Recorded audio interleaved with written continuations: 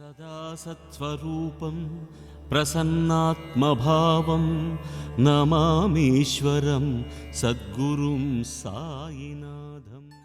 என் அன்பின் பிரியமே, இன்றைய நாளில் உனக்காக ஒரு செய்தியை நான் கொண்டு வந்துள்ளேன். அந்த செய்தியை நீ கேட்டவுடன் உன் மனதில் இருக்கும் ஆயிரம் கேள்விகளுக்கு விடையாக அமையும். இதற்குத்தான் சாயப்பா இத்தனை நாட்களாக காத்திருந்தேன் என்று நீ என்னிடம் வந்து கூறுவாய். அந்த செய்தியை நான் உனக்கு எப்படி அனுப்பப் போகிறேன் என்று தெரியுமா? கேள், இதை முழுமையாக கேள். நீ எப்பொழுதுமே என் பிரியமான குழந்தை. ஏன் என்று தெரியுமா? இந்த சாய் யாரை விரும்புவேன் என்று தெரியுமா? இந்த சாய் விரும்பும் அளவிற்கு உன்னிடம் இருக்கும் பண்பு நலங்கள் எதுவென்று தெரியுமா? கேள்.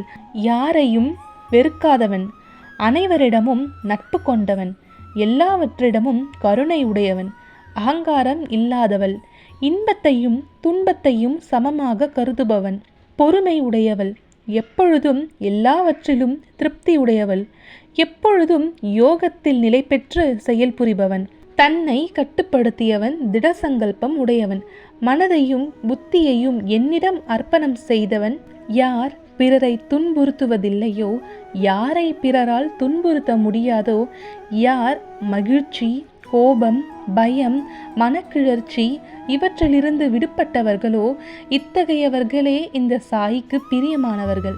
எனவே தான் எனக்கு நீ எப்பொழுதும் பிரியமான குழந்தையாகவே இருக்கின்றாய். அதனால்தான் நீ எப்பொழுது உன் மனதளவில் சாய் என்று அழைக்கின்றாயோ அப்பொழுதெல்லாம் ஏதேனும் ஒரு ரூபத்தில் உன் முன்னால் நான் வந்து விடுகின்றேன். உன்னிடம் நான் இணைப்பில்தான் இருக்கின்றேன். நீ கேட்கும் அனைத்து கேள்விகளுக்கும் அவ்வப்போது சூட்சகமாக உனக்கான பதிலை உன் கண்ணில் படுமாறு செய்கின்றேன். உன் விழி வழியிலோ அல்லது உன் செவி வழியிலோ ஏதேனும் ஒரு வழியில் நீ என்னிடம் கேட்ட பல விஷயங்களுக்கு விடையளித்துள்ளேன். இதோ இன்றும் கூட உனக்காய் நான் சேர்க்க வேண்டிய ஒரு விஷயத்தோடு தான் வந்துள்ளேன். நீ இத்தனை நாட்களாக காத்திருந்த அந்த செய்தி, உன் மனதில் எழுந்துள்ள இந்த குழப்பங்களை எண்ணி எல்லாம் கவலைப்பட வேண்டாம்.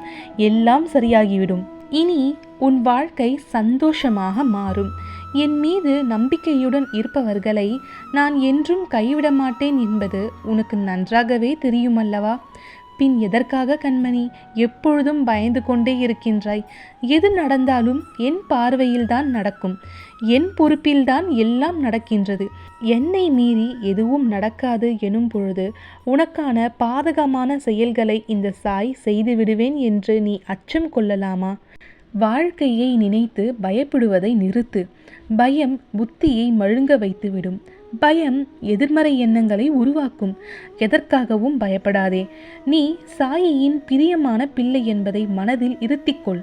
இப்பொழுது நீ செய்ய நினைக்கும் இந்த குறிக்கோளில் உறுதியாக இரு. அதனை பலவீனமாக்க உன்னை சுற்றி நடக்கும் நிகழ்வுகளை பெரிதாக எடுத்துக்கொள்ளாதே. உன் எண்ணம் செயலில் உறுதியாக இரு. தன்னம்பிக்கையுடன் துவங்கு.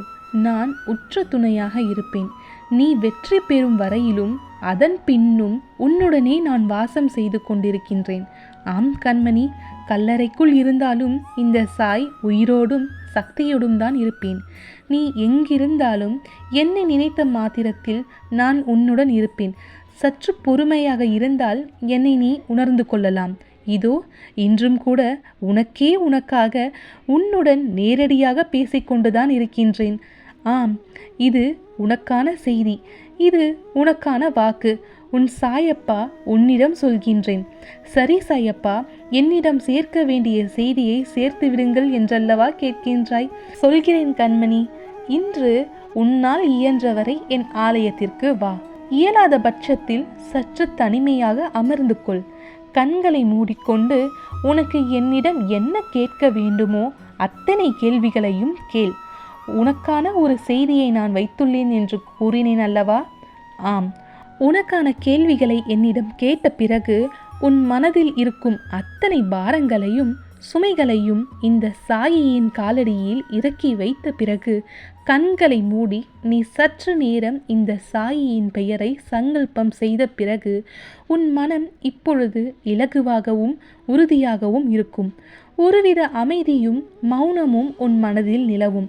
இந்த தருணத்தில் இந்த சாயியின் சச்சரிதத்தை கையில் எடு.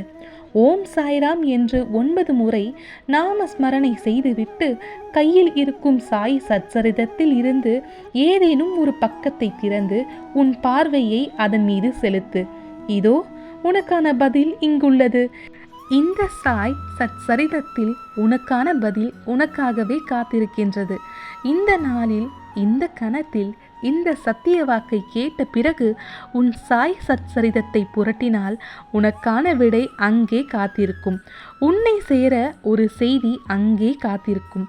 மௌனமாக இதை இன்றே செய். மகிழ்ச்சியான செய்தியை இன்றே பெறுவாய். சரிதத்தில் உனக்காக நான் சொல்லும் இந்த செய்தியை மௌனமாகவும் அமைதியாகவும் வாசித்துப் பார். அதில் உனக்காக நான் கூறிய சூட்சம வார்த்தைகளை புரிந்து கொள்ள முயற்சி செய். நிச்சயமாக பொருளை உணர்ந்த பிறகு எனக்கு நீ நன்றி கூற வருவாய். நம்பிக்கையோடும் தைரியத்தோடும் நான் சொன்ன இந்த செயலை செய்து உனக்கான செய்தியை பெற்றுக்கொள். உன் சாயப்பா நான் இருக்க பயமேன். ஓம் சாய்ராம், ஜெய் சாய்ராம். சதா சத்ஸ்வரூபம் பிரசன்னாத்மபாவம் நமாமீஸ்வரம் சத்குரும் சாயிநாதம்.